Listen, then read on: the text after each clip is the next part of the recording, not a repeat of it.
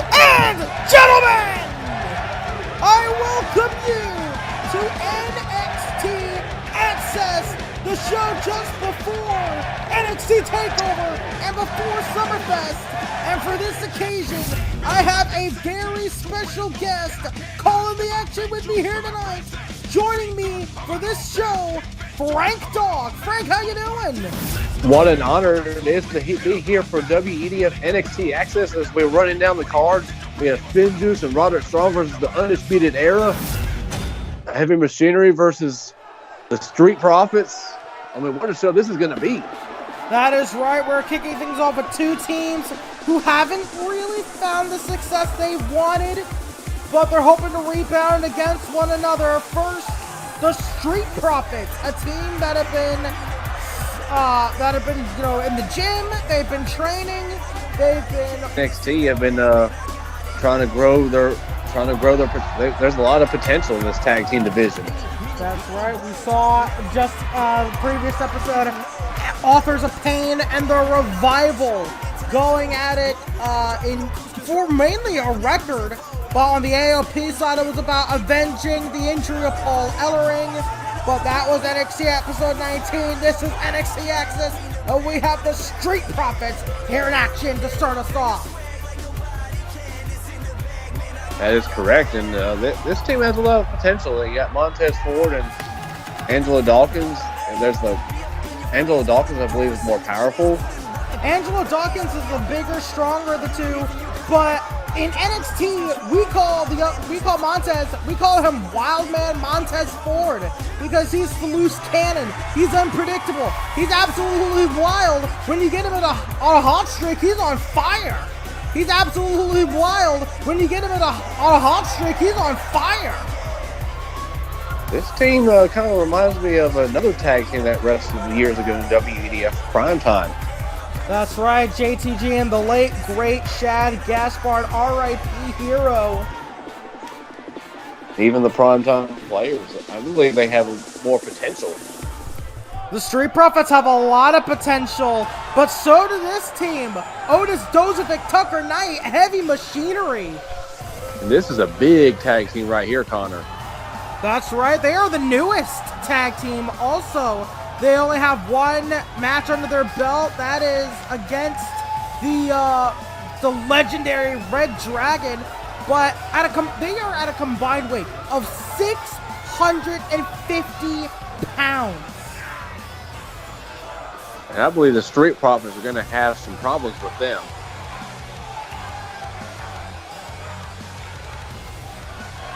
I think any team would have problems. Even Fish and O'Reilly had problems with them, and they decided to unleash that anger by beating them with chairs after the bell. Here we go. This first match is underway, and Angelo Dawkins and Otis are starting it off. There we go. All right, the big men of their respective teams. Putting a neck hold. Otis telling Angelo Dawkins to bring it. Oh! Oh! These two men. Otis called him. Oh! Otis showcasing the power. Hang on. Oh! Notice that Otis is shorter, but he's also bigger. And now Otis bounced off the ropes. He got caught. Oh, look at this. Oh! Ooh, that's one of Otis's finishing moves right there. These are just going back and forth. And, oh, wow!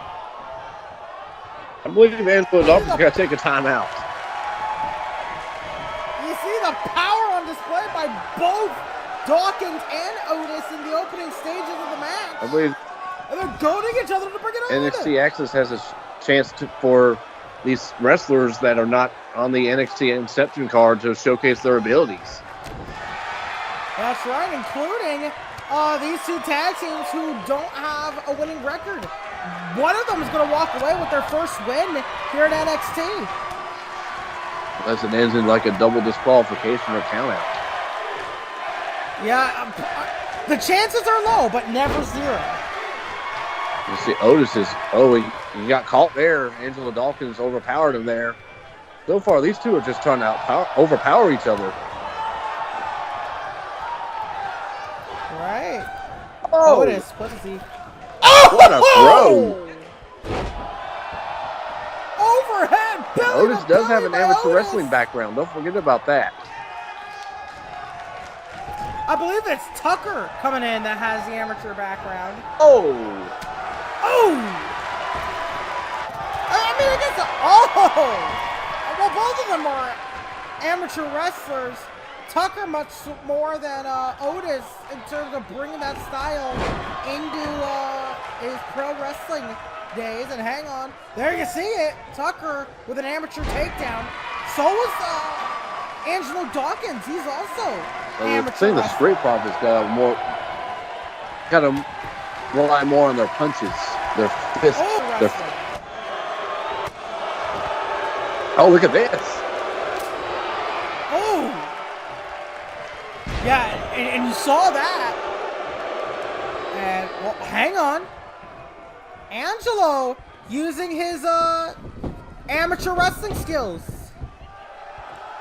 And yeah, there you see it. These two more amateur. Tucker we have going a little for bit the of arm an amateur there. grappling session here Angelo between Dawkins Tucker Knight do too and much Angelo Dawkins.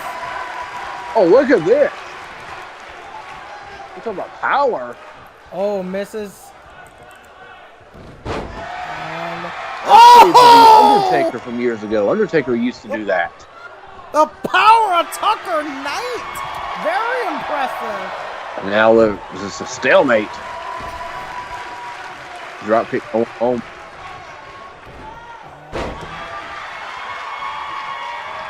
One. So far, these two teams are very hungry. They want to prove something in NXT. They want to prove to the WEDF universe that they're worth something. And there's been rumors of something brewing in the tag team division. That's if you want right. to elaborate A lot of the on tag teams have kind of been wanting to take the Blade Runners' place as the tag team champions. There hasn't really been anything that. There hasn't really been any status update on what the future of the tag team championships is, because of the fact that we've been so focused on NXT Takeover Inception and also the women's division. Determining the first ever women's champion, but. Maybe after Takeover, there could be something with the tag team division once everything's all freed up. Oh my God! Look at this double body drop. Dawkins needs a tag. Oh my God! Dawkins needs a tag. And showing off and trying to do too much. He could have been working together with Montez Ford. That might be the inexperience factor from the Street Profits. Right, both of these teams don't have a lot of experience. Otis gonna let him tag. And Otis Otis couldn't prevent it. Montez finally in. Montez Ford the quicker of the two. And also the more chaotic. You can't predict what. Oh God! He ran into a brick wall. Oh God! That shuts down Montez's momentum real fast. He just ran into a brick wall there. And this is the more hyper of the two. That's a lot of weight he picked up there. And an elbow drop. I'm telling you, they call him Wild Man Montez Ford for a reason. He's challenging inner Hulk Hogan now. Montez Ford see the momentum this guy is building up. Look how quick he got to the top rope. And, cross-body from the top rope. And, one count. Montez Ford, he's served in the Marines, I believe. The United States Marine Corps. What is Ford doing? He's going up top again. And, oh no. That is not good for the tailbone. Otis, I think he might have found a body to target. A body part to target. Going after that lower back of Montez Ford. Oh, German suplex right to the neck area. You see, this is more powerful than I remember Otis being in the last match. Just goes to show that there's progress being made, that teams like Heavy Machinery and like the Street Profits are just growing day in, day out. So Montez Ford tried to take his eyes off the prize and try to go for Tucker. Oh!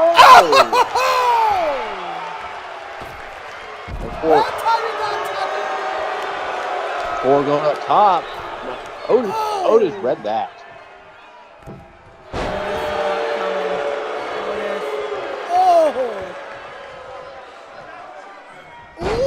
We're about to see the Caterpillar. I don't know. Otis dropped a headbutt. That's very uncharacteristic of Otis here. Tag to Tucky. And God damn, a hip toss! That was a big old hip toss there. A double hip toss! That's what I said, big old hip toss. And now Tucker up to the second rope. Tucker have on the middle rope. I don't think Tucker's wanted to go flying, and yeah, he thought about that. Oh! I think you saw how far away Montez was. Oh, look, the referee might have cost him the match, cost him almost a 3 count there. And Tucker Knight, a little frustrated, was going to go right back to the attack. Oh, he blocked. Oh, might have given Montez Ford a little too much time to recover there. That slight hesitation, that slight frustration. Look at the referee might have cost Tucker there. Oh! Ooh. Oh! Throwing some shots and tag to the big man. What are they doing? Oh, well. Oh, look at this. Well. Oh! Oh! Well, we saw a little bit of the Heavy Machinery's personality in the match. Now we see a bit of the Street Profits. But Angelo Dawkins let Otis get in. And now Otis, oh, what a big body block there. Otis, he's on a lot of fire right now. Oh! Well, Montez Ford joined the party. Oh, a splash into the corner. That's 350 pounds and another. And one for Angelo. Oh, no. Everybody can see it. Is he gonna do it? Here it is. See? There it is. The Caterpillar.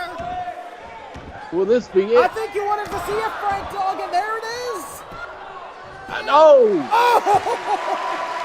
He kicked out If at they 2. can go for the compactor, that would end the match. If they can manage to hit the compactor, that would be it. And I think that's exactly what Otis has in mind. Go wait. Ford! Oh! Veteran tag. Montez! That's a veteran tag team move right there. Montez! Oh! Montez just saved the match for the Street Profits. It looked like Heavy Machinery were on the verge of winning this match, and now the Street Profits look like to turn the match in their favor. And tag made it to Angelo. By Angelo! Oh, Spinebuster! Frog Splash! They could do it! They could do it! And that's it! What a showcase for the Street Profits. That is their first win in WEDF NXT, and a very impressive win. Credit to Montez Ford for basically opening the door for them to win. Because if Montez wasn't there, we would be singing a whole different tune right now. That was a clutch move right there. Right, and as you said, that was like a veteran tag move by the Street Profits. It was very nicely done by Montez Ford. Congratulations to the Street Profits for their first win, as we have the final words exchanged between these two former best friends turned bitter enemies, Ruby Riott and Dakota Kai. They will be facing off at NXT Inception. NXT TakeOver Inception, these two go one-on-one. Versus who used to be a tag team in Shimmer Wrestling. They were best friends in WEDF and NXT. Now, like Ruby Riot's completely changed.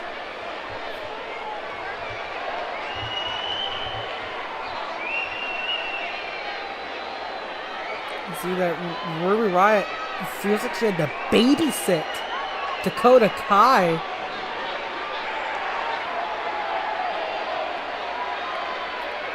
Piper, of course, had to save Piper Niven from Sarah Logan, and almost after the defeat at the hands of Sarah Logan, Ruby Riot snapped, beating the hell out of Candice LeRae, attacking her own best friend. This is almost a completely different Ruby Riot to the start of NXT.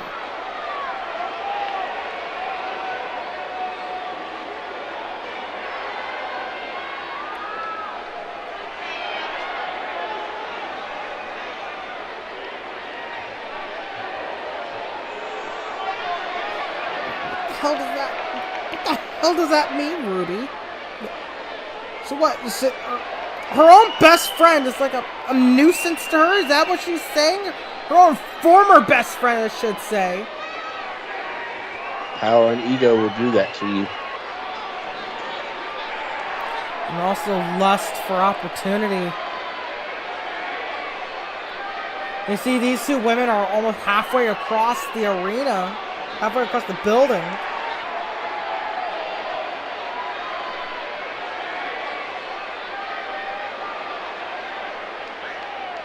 And right there, that's the whole crux of this match. Ruby stabbed Dakota right in the heart. That attack came right into her face. That wasn't a blindside. That was just an attack straight to the heart of Dakota Kai by Ruby. You know what happens when someone has a broken heart? It changes them. Right, and this is, honestly, this is probably the most personal match on the entire NXT TakeOver card.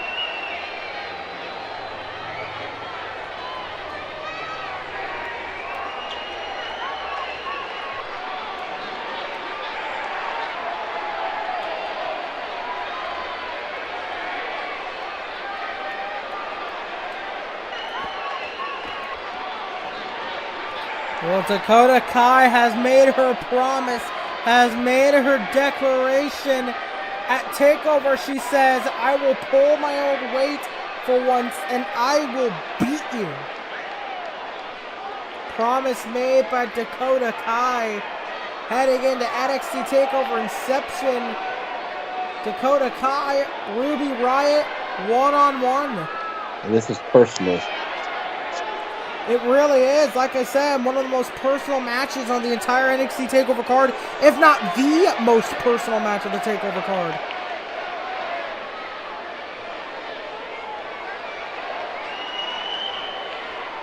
Oh, come on, Ruby. Saying at NXT TakeOver, I'm going to be the one to kick your little Kiwi ass, she says.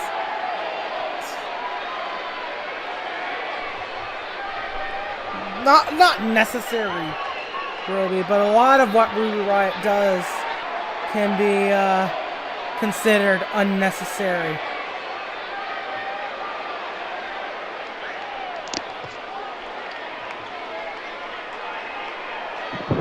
Well, those two women have had their final words. They've had their last exchange, and they're heading in for war at TakeOver. And TakeOver is coming around the corner. That's right. This is the last NXT show before NXT TakeOver. And this is a guy who feels like he might feel like he was robbed of a TakeOver spot. Of course, his arrogance being the main deciding factor in that idea. Riddick Moss. This is a man that believes he's full of himself. Yeah, that's right. He's very full of himself. Of course, Riddick Moss, the last time we saw him was at NXT episode 10. Lost to Shinsuke Nakamura. And we haven't and he's been training in the PC since then. So who knows what we might see some new things new weapons in the repertoire of Riddick Moss.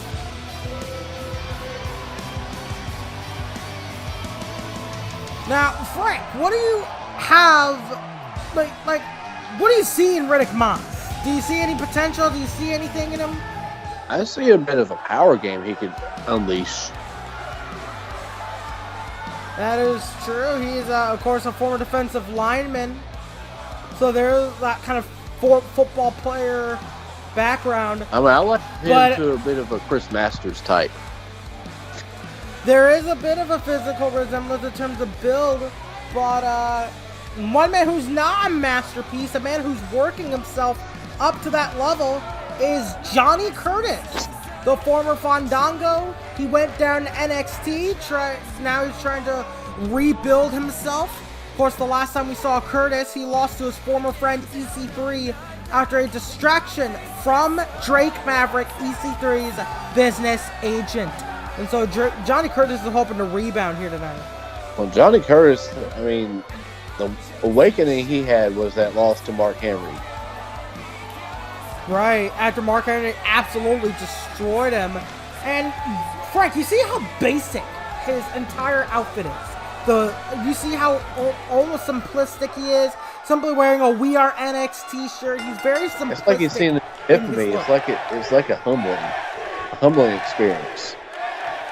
But Johnny Curtis, the way he's kind of going about it, it's a lot like the New Japan Pro Wrestling Young Lion mentality, where the Young Lion, and basically, if you don't know what the Young Lion is, Frank might not know, but basically it's that when you train to be a pro wrestler in New Japan Pro Wrestling, or really, this is kind of a mentality anywhere in Japan, you basically start from the bottom, and you have to work your way up, and you basically start with the simplistic gear, black boots, black trunks. You start with this very simplistic gear, you do the absolute fundamentals of wrestling, and then you work your way up. And I think that's what Johnny Curtis is trying to do here. That's kind of like the whole Mexican heritage. I've seen a video where Dominic Mysterio was training this guy in the ring, and he had to make him earn his stripes, earn his gear. Right, and Johnny Curtis is kind of doing a similar thing. He's gone back to the very simplistic black shorts, elbow pads, knee pads, just very trying to work his way up again. Just very basic.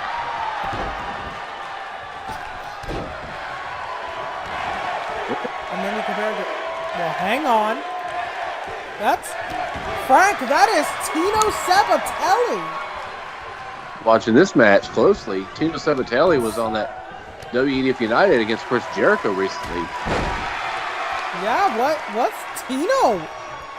Is Tino's watching? Is he scouting someone? Oh, God! Jesus! I'm surprised he wasn't. You looked away for 1 second and Rick Moss. Oh, my God! I'm surprised he wasn't watching any of the memes from TikTok. Oh my God! Well, maybe Tino might in his spare time, but Rick Moss, look at Moss! Look at Moss! Showed a bit of a mean streak there. Good Lord! Rick Moss, a vicious mean streak. And now what is this? Oh God! And you just see the viciousness on display by Riddick Moss. This was not an aggression I expected to see. Oh, Hang on, Johnny Curtis! Johnny Curtis! Oh, almost stole it! Oh, what an Enziguri. Nicely done! That was a very nicely done Enziguri, Frank Dawg. There's no doubt about that. Ooh! Curtis hooks leg. One. Oh, only one. As you know, Johnny Curtis / Fandango has had a 2-8 record in WEDF. Not much success. That's right. He most recently beat Mojo Rawley on NXT Afterwards 6.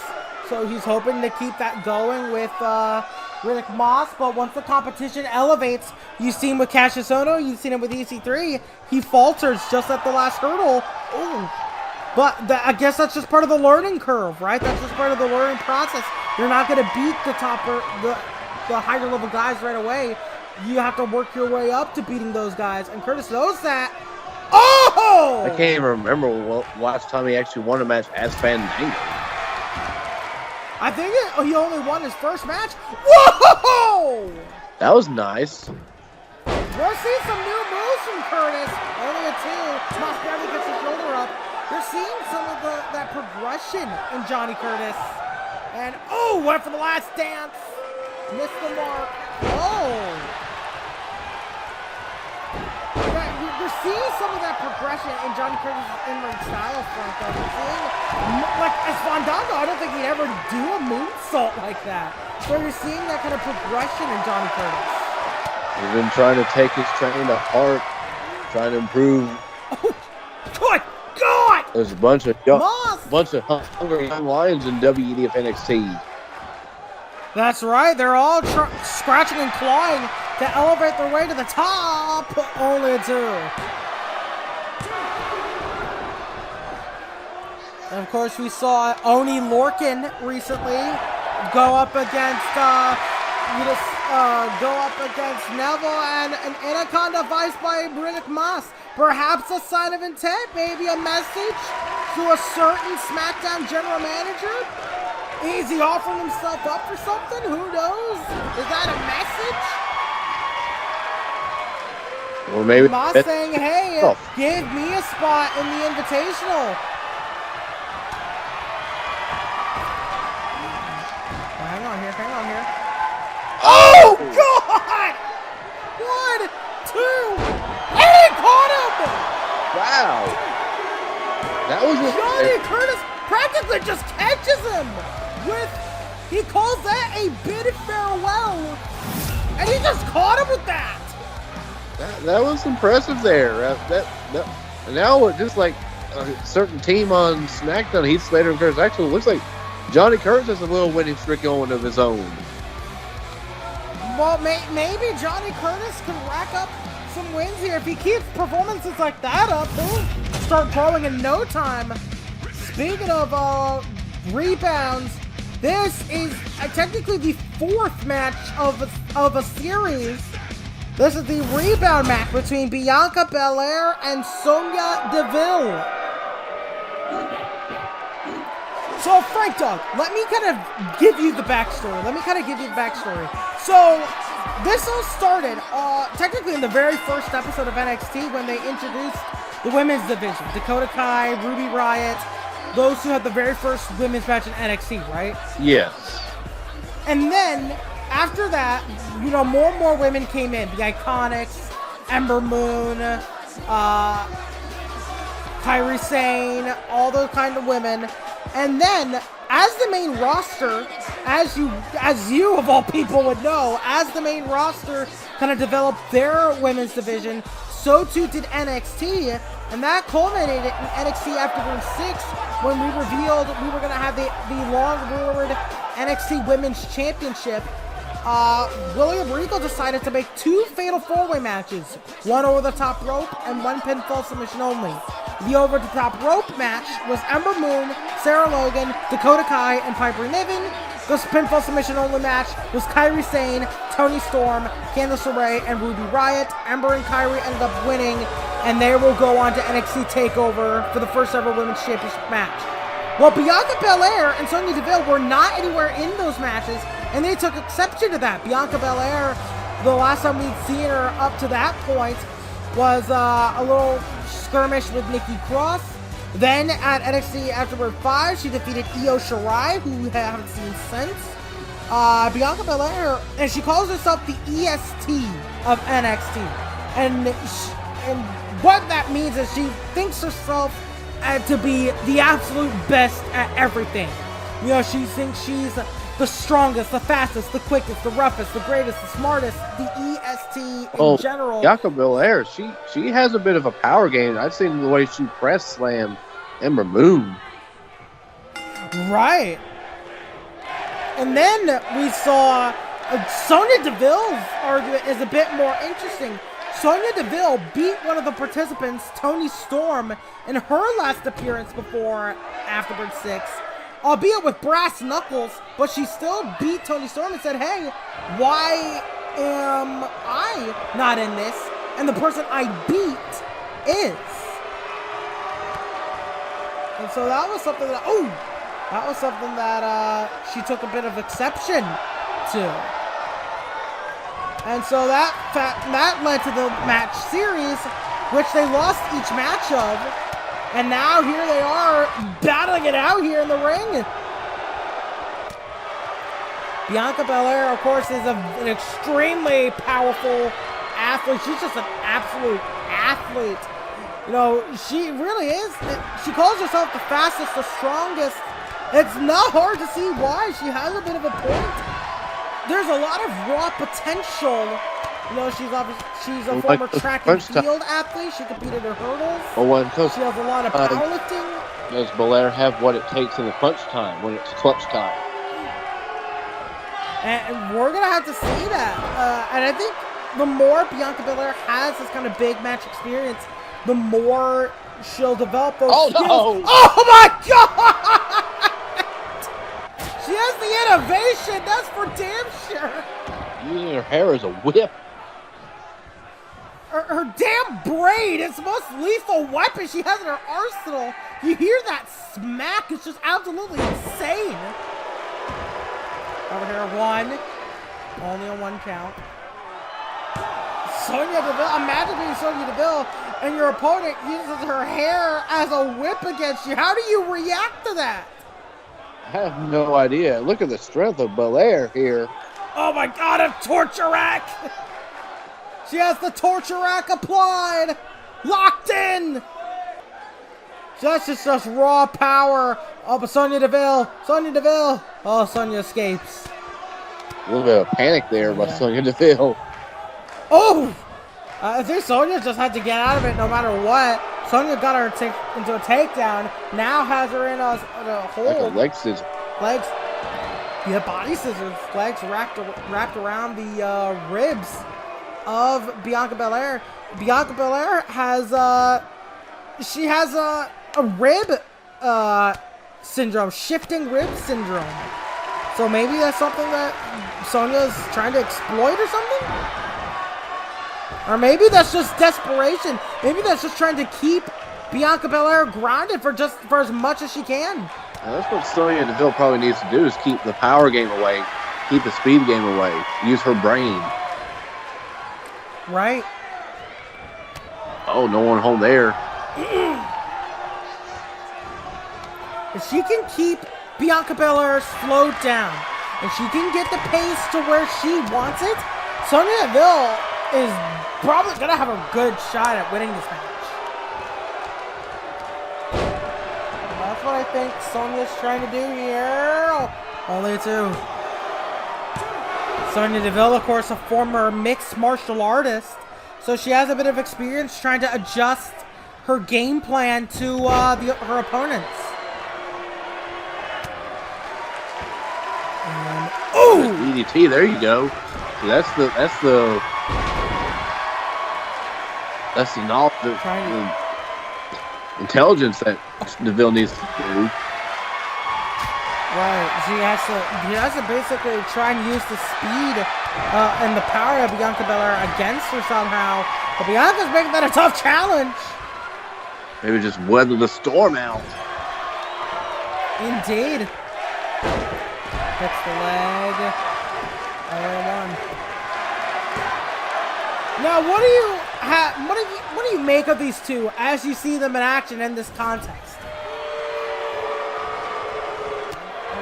I mean to interrupt you, Frank, but you see Sonya Deville going after the knee. You saw that Bianca Belair missed that drilling knee.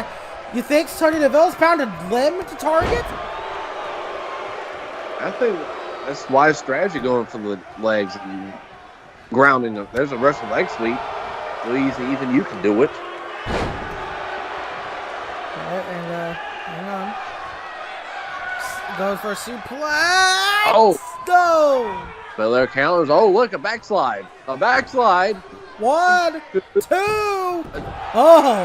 That's the move that Zack Ryder beat Marcus. Oh, one of the moves that Zack Ryder, he didn't win the match against Marcus. He didn't win it, but it very much set out for the Rough Rider. Oh, and Sonya just got pushed by Bianca Belair. Bianca Belair just shoved Sonya Deville out. Sonya having to take a little breather on the outside, basically go like, okay, you really just did that. Poor ref got clipped a little bit, but he's okay. Poor referees. This is why this is why referees are afraid of it. And this is what happened on NXT episode 19 as well. So, yeah. In fairness, though, that's Eric Young.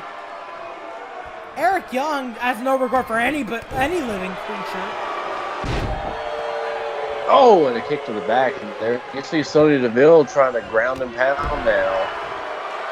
Right, just like an MMA fighter. Trying to use, And, ankle lock! that's nicely done. You want to weaken the ankle, the legs. Is Belair, she can't use her press slams or... Oh, she got the handle of the ropes. And notice that that's the leg she's been going after for most of this matchup. So she's picked a single leg to kind of target here. And Frank, I want your input. I want to know what you make of these two as you kind of go along here and as you kind of see them in action in this matchup. Well, one thing that Belair's got to be careful is, how sneaky Sonya Deville can be. Remember, you mentioned in NXT episode 14, Deville defeated Tony Storm with brass knuckles. Deville will do anything it takes to win. She'll take the cheap shot. Right. Belair's, very powerful. Oh my God! Kind of like a reminds me of a younger Beth Phoenix in a way. You're a lot like that, Phoenix. And you mentioned the press slam! Look at that. That's deadlifting someone. She deadlifts Sonya Deville and passes her down! Wrong. Lord, the power of Bianca Belair only a two! What would it mean for Alexis Sonya Deville not Sonya Deville. Bianca Belair, no one home there. There's Deville using her tactics. What do I mean for Bianca Belair maybe to eventually make it to the main roster and have a power game, try to do that to the likes of Karma or Nia Jax? I think she could do it. I honestly think she could do it. She had her foot on the rope. Yeah, the referee did not catch it. Sonya Deville, Bianca had to kick out. Sonya with the armbar, referee cut the armbar that time. Days of a former superstar shouldn't be mentioned. And there's a hammerlock. It's almost like a Kimura.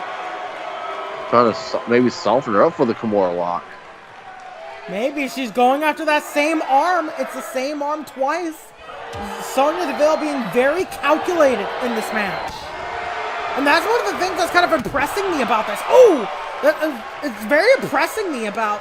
It's impressing me a hell of a lot in her performance is that she's being very meticulous and calculated. Well, one of the men that's actually trained women's wrestlers before that has been known to pick apart body parts and use every part of the ring is former wrestler Finlay, David Finlay. Fit Finlay. Well, technically he's going to David Finlay. We'll talk about David Finlay, the David Finlay that we know in a little bit. But yeah, Fit Finlay, credited to training a lot of women's wrestlers. A very huge influence on women's wrestling. Sonya went for the kick. Oh, Bianca! Who's got her? Oh. KOD! The KOD! Sonya missed the kick. Caught into the KOD! Out of nowhere. And that's it! What a victory for Bianca Belair. What a rebound victory.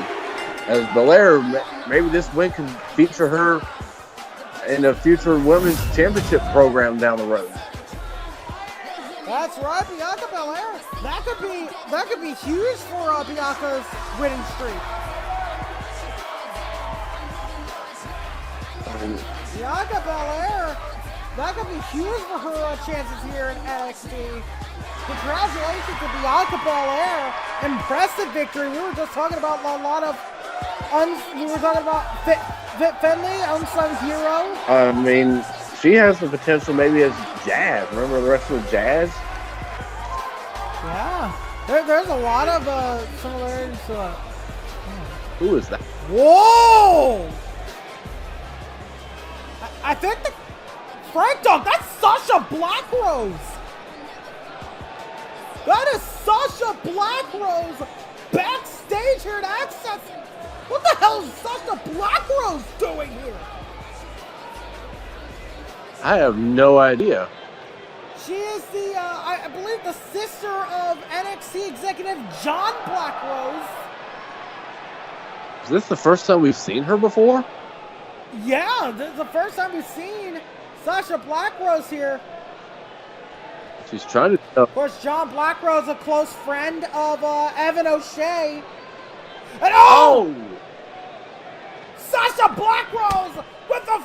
Oh my God, Sasha Blackrose and Bianca Belair getting into a fight backstage. But Sasha tried to provoke Bianca Belair. She just said, make my day. And Bianca Belair just came off a hard-fought contest just now. God, Sasha Blackrose just... Hang on here. Oh! Oh God, drops her almost close to the chair. I think she's doing high heel. Stomps her with heels on. She stomps her with heels on. That's gotta be painful. Oh, and a kick with heels on. For God's sake! What is... Oh! Oh, good God! The back of her neck hit the chair. My God! Sasha Blackrose wanted to make an impact. That's a hell of a way to do it. Belair's favorite. Sasha Blackrose has a ride to NXT. This is kind of like a rubber match from what we've seen on the last WEDF NXT episode. We have the women now facing off against each other. That's right. We have Zelina Vega, the business associate of Andrade. This is her first ever WEDF NXT match. This is her in-ring debut. What do you think heading into this? What expectations do you have of Zelina Vega, Frank? Well, capitalize on some momentum that Andrade was having in that match. Well, Andrade, of course, that match ended in no contest. I don't know where the hell Andrade went, because Aleister Black, the champion, came in and took out Eric Young. Try to redeem Andrade is what I meant. Right? I mean, like, can't really call it a loss. But, like, at the same time, Andrade wasn't looking so high in that match. It's very conflicting. I don't know what the hell happened in that match. All I know is that Eric Young and Andrade not cleared at all, which might have been to Aleister Black's big plan. We saw I'm assuming it was him that took out Alexander Wolf and Killian Dane. And then we seen Bobby Roode at the end of the match stare down Black.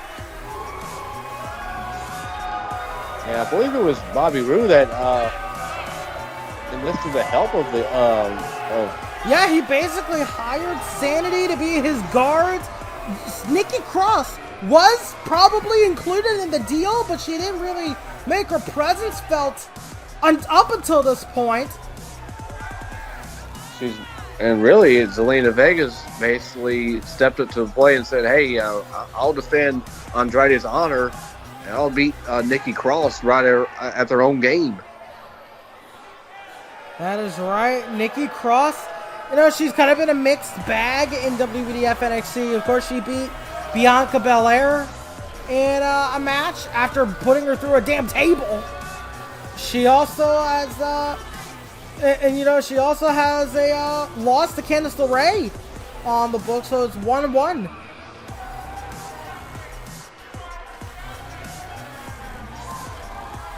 Meanwhile, Zelina Vega making her in-ring debut. And And bell's been sounded. we also saw that Andrade and TM61 defeated, and Aleister Black defeated Bobby Roode and Sanity. That's right. And Bobby Roode speared Aleister Black through a cable box. What is Cross doing? I don't know. You don't question the two members of Sanity. You don't question are Nikki Cross and Alexander Wolf. Nikki Cross is unstable as all hell. He's unhinged right here. Yeah, I don't think there is a strategy. I don't think there's a plan. I think she's just telling Selena to bring it. Oh my God! Oh my God! Maybe trying to get in her head and suck her in. I don't think there's a plan. I honestly don't think there's a plan. I think she's just making this shit up as she goes. Well, you never know. Oh, look! Oh my God! Jesus Christ! Nikki Cross. Psycho! Psychotic as all hell. She's proud of it. She loves it. There's a certain Dean Ambrose, John Moxley. Yeah, there's a bit of it. Oh my God! Just bang her head in the mat. My God! They say someone that's insane may actually be aware of what they're actually doing. Right? I mean, there's a fine line between genius and insanity. We've seen And who knows how far Nikki Cross walks on that line. We've seen characters like Mankind do some crazy things. And oh my God. Is Nikki Cross just as crazy as the likes of like Mankind, Mick Foley's personas like Cactus Jack and Mankind? Maybe like a lot Dean Ambrose? Late great Brian Pillman? Nikki Cross stomping away on Selena. Selena's even gonna catch her breath. Look at Nikki coming outside the ring.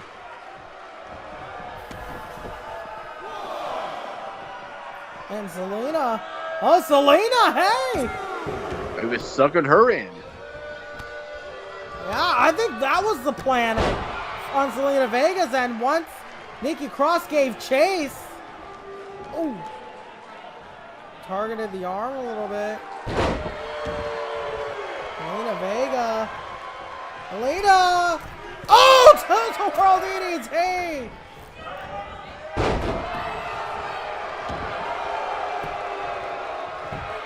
Oh, one count there. Zelina Vega, look at her face. She's just shocked. I'm more so upset, frustrated. Oh, went for a super kick. And Nikki Cross going right back to the attack.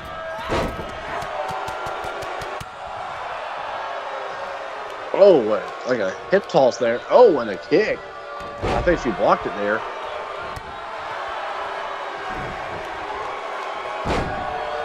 There's a reversal. Ducks under. Whoa! Oh, look at this. Zelina! Oh, look at the head. Zelina Vega! Look at that! And a kip up, too. Zelina Vega showing her athleticism. And Zelina Vega, what she got into her here?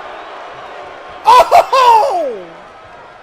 Well, you have to. I don't think I've seen that before. You have to think that Andrade and Eric Young and the rest of Sanity are watching this match as well.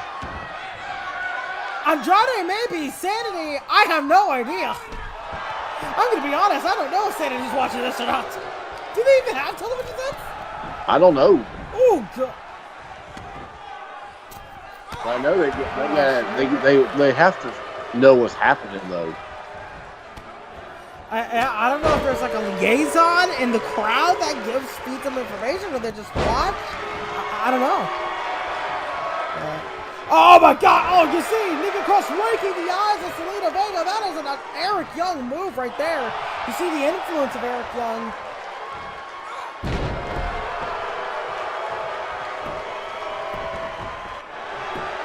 And a kick out.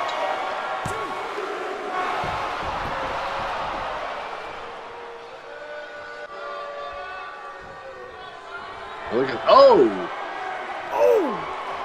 Spinning Samoan driver, 2, 3, no!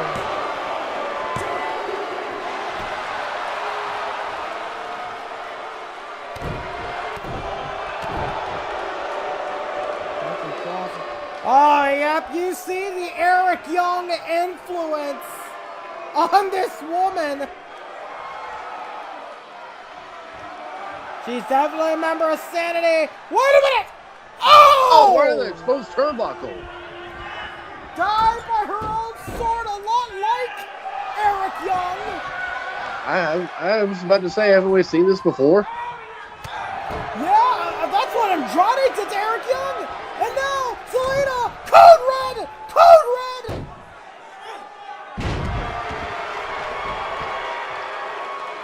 Climbing the top rope!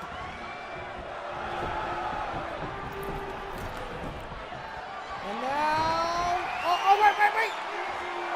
Nikki Cross caught her! And then that spinning Samoan drop! Nicely done. Nikki Cross waiting for Selena Vega to get up. Vega! And... oh, the purge! 2. And that's it!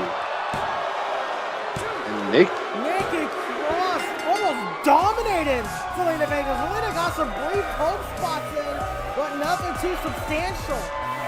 what a statement for Nikki Cross and Sanity as a whole. This faction is very dangerous. That's right, with Bobby Roode. We're having friends in high places with Bobby Roode. Who knows how much more dangerous Sanity are going to get post-takeover. Ladies and gentlemen, we're going to run down the NXT TakeOver Inception card. First, Bobby Roode and Aleister Black. We saw a match tied into this one just a bit ago. That's for the NXT Championship. This is for the NXT Women's Championship. Ember versus Kairi Sane. Then, for the Cruiserweight Championship, Pete Dunne goes one-on-one with the controversial Neville. Then, 2 out of 3 falls. LaMarcus Carter versus Lio Rush. The rivalry comes to a head at TakeOver. 3 falls. Yeah, then we see Cassius Ohno versus the King of Pro Wrestling, the most dangerous man in Japan, Minoru Suzuki. Suzuki made an impact on the last NXT. That's right, then we're going to finally learn who William Regal's weapon to take down Jay White is. Who is the weapon? Then, in a Clash of Generations, Ricochet battles Rey Mysterio. 2 high flyers of 2 generations. Show steal. Then in a personal grudge match, Ling Kai goes one-on-one with the Golden Star Kota Ibushi. And then finally, Ruby Riott and Dakota Kai have a personal grudge match to end off the show. And speaking of ending off the show, up next is our main event. 6-man tag team action. Juice Robinson, David Finlay, Roderick Strong versus Kyle O'Reilly, Bobby Fish, and Adam Cole of the Undisputed Era. It is main event time! And let's get the show on the road! And this is actually the first time that the Undisputed Era have teamed together as a unit. That's right. This is their first 6-man tag.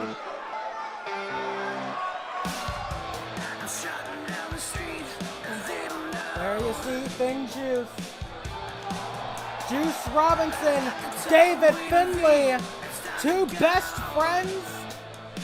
David Finlay, of course, the son of Fit Finlay, as we mentioned earlier. Juice Robinson was part of Season 1 as CJ Parker. And both men have been trying to, both men started off as singles guys here in WEDF NXT, but their bond just was too strong to keep them apart for very long. And they're making their way down to the ring here in WEDF NXT. Oh, you mentioned Juice Robinson. You know how Johnny Curtis had to redeem himself. That's what Juice Robinson has been doing. Mm-hmm.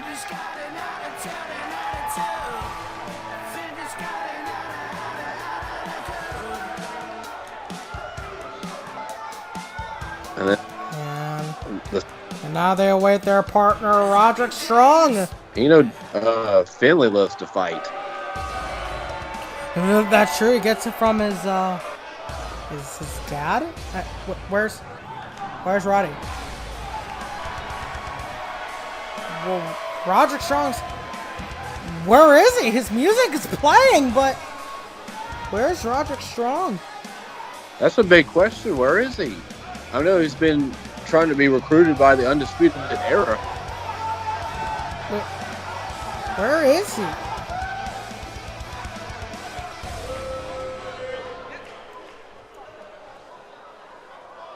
Well, Roderick Strong's the Undisputed Era making their way down to the ring. I don't. There's no Roderick Strong. Does this mean this has turned into a 2-on-3 handicap match? I guess so. Roderick Strong is not here. Is he even in the building? Did he no-show? What the hell is going on?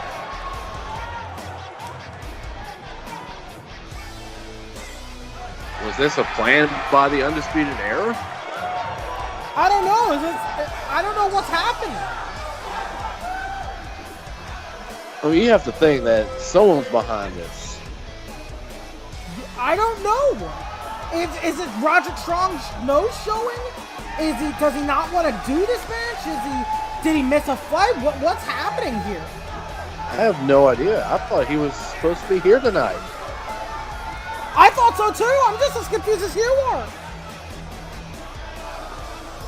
Is he that conflicted? Kind of like how, remember how AJ Styles was no-showing Zack Starr and then finally showed up? Is there right like a question of allegiance? I don't know.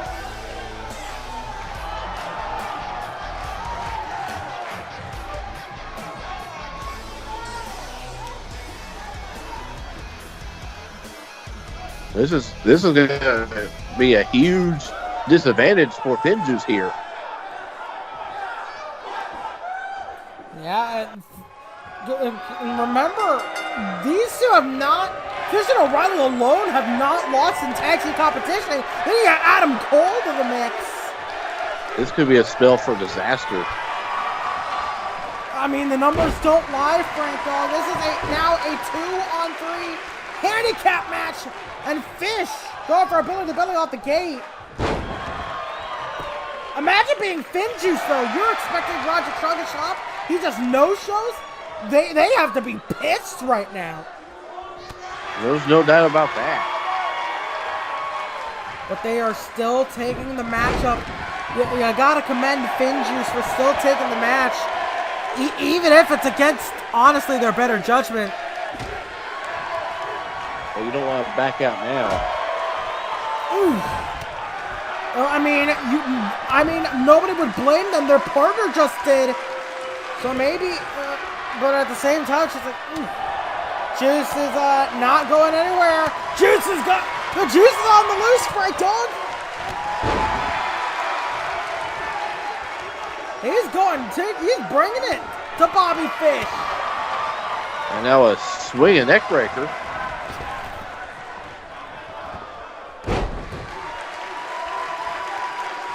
What do you think the strategy is for Finjuice here? Isolate one member. And that member might be Bobby Fish.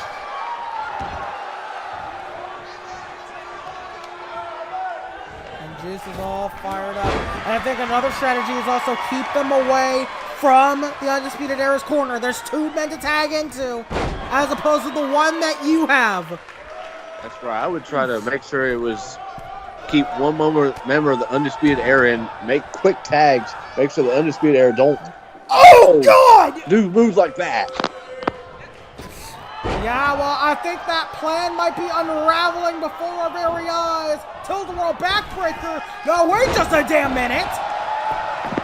Put on the ropes. That is a move right Strong, and I think the ref caught that rope break at the last possible minute.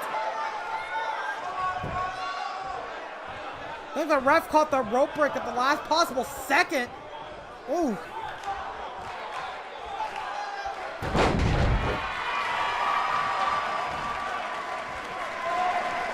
And this is a bad spot here for Robinson.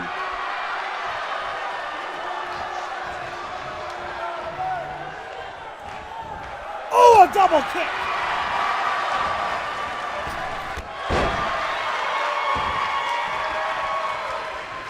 Oh. Yeah, spear by Finlay. Finlay's coming in to fight just like his old man. Of course, David Finlay has a distinction. He's one of two men that won a championship as a New Japan Young Lion. He is one of only two men who have pulled this off. The other man, Shinsuke Nakamura. So that is a very prestigious group right there. David Finlay. Oh, look at this. He fell to the double team. Ooh!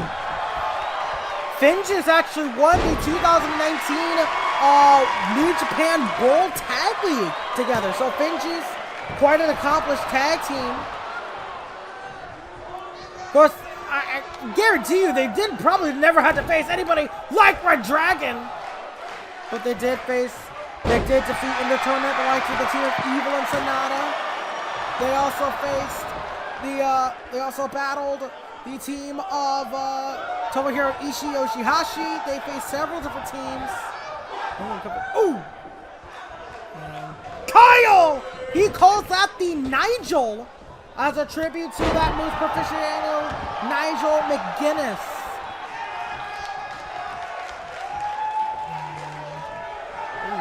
Finjuice, and also one of the other men that was in that tag league that Finjuice beat, Minoru Suzuki, who's appearing at TakeOver Inception.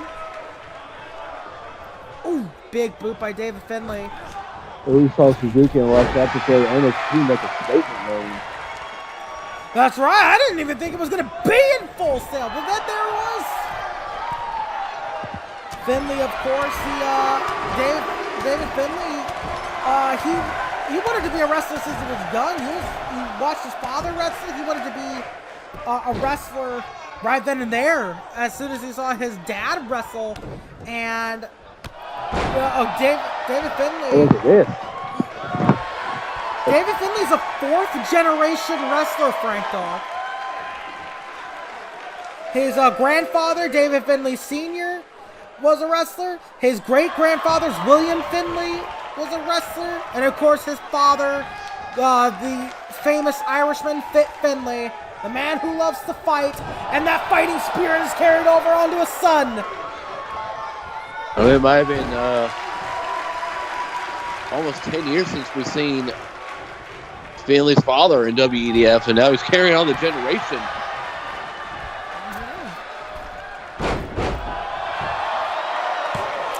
And I think, hang on here. I believe it was Sheamus that retired Finlay. That's right.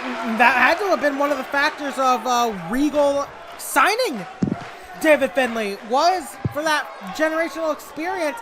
And this is a move that David Finlay's had to practice over and over and over again as a young lion. This is a move he's had to perfect. The Boston Crab. Kyle crawling to the ropes. O'Reilly crawling to the ropes. And he gets there. I mean, if Finjuice is able to manage to pick off this victory, who knows what this could lead to for them. Maybe that'd be a first-class ticket to the Dusty Rhodes Tag Team Classic if they ever do one. Or maybe even, right? This could be a first-class ticket to whatever they decide on crowning the new champion. A huge Falcon Arrow by David Finlay. 2 for no. Back to the point. This could earn Finjuice, if they win, this could earn them a tag title match in the future. even a Superstar Initiative match. They could be in a part of a Superstar Initiative match. Who knows? Right. Maybe they could get their hands on the bar of all teams. Right. Now, Fish in control of the matchup so far. And to your point, Frank Dawg, this win for Finjuice could really elevate their career. They could be on the main roster's radar if all goes to plan for David Finlay and Juice Robinson. This win, if they could score this win, that would be huge for the careers of Finjuice, quite simply because the Undisputed Era is a force to be reckoned with as a unit, and this is their first match, all three of them together. So obviously there's a lot more stakes involved when you're in NXT management and when you're up watching this matchup. And so you're going to be watching this carefully. Undisputed Era are a big part of NXT, like them or hate them. And if Finjuice could pick up a win over them, all three of them, then that would do wonders for them as a tag team here in WEDF NXT. It could quite possibly elevate them to heights I don't think anybody would have anticipated the team of Finjuice reaching, because, you know, Finjuice haven't been on a winning record lately. They're looking to change that, and maybe that progress might just start with the Undisputed Era here tonight. What's Adam Cole doing on the outside? Adam Cole, I think he just does not want to get in Fish's way. Oh! Adam Cole has not been tagged in so far in this matchup. This has mostly been 2-on-2. Adam Cole's kind of just been a presence there on the ring apron. Oh!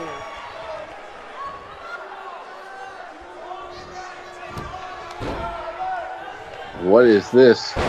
Oh, a gutbuster there. And a senton. Oh, wow! I know Finlay, his dad likes to do the little splash. He had a Oh, God! Whoa! Well, player than his dad. Yeah, that's for sure. Look at them spiraling. Kyle lights down. And Kyle and Junior in a confrontation. Oh, David Finlay needs to do something about this at fast. 1, 2, no. Because this is where Fish, O'Reilly, and Cole isolate their opponents, and it's 2-on-3. You don't have but one opponent to tag to now. One partner. That's right.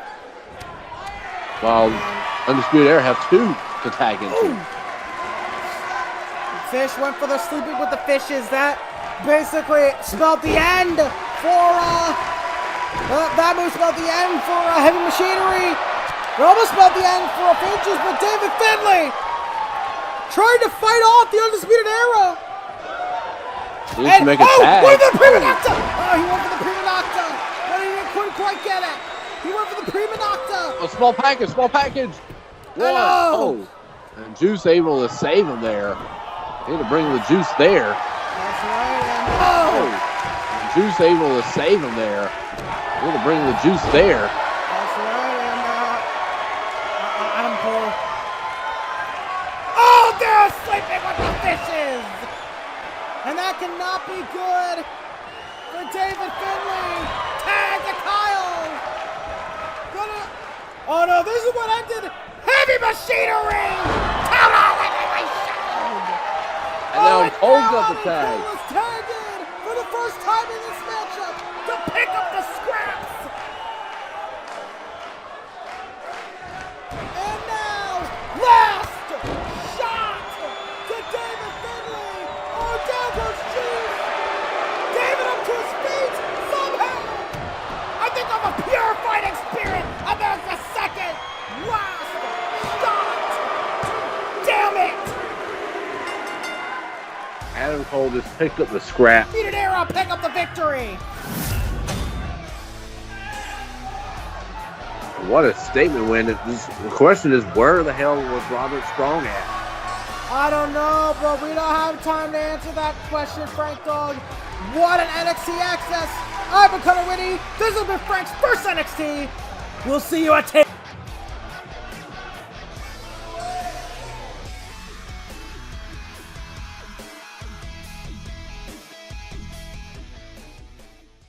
Also butts.